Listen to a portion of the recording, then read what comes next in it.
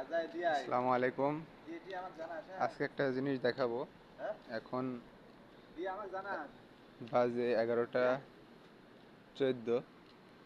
তো এখনো আকাশ মেঘলা।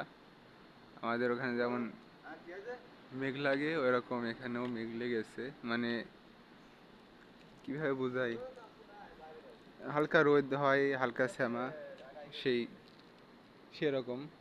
মানে শীত পড়লে যে এরকম হয় সকালে, সকালের আবহাওয়া বাংলাদেশে যেমন হয় ঠিক তেমনই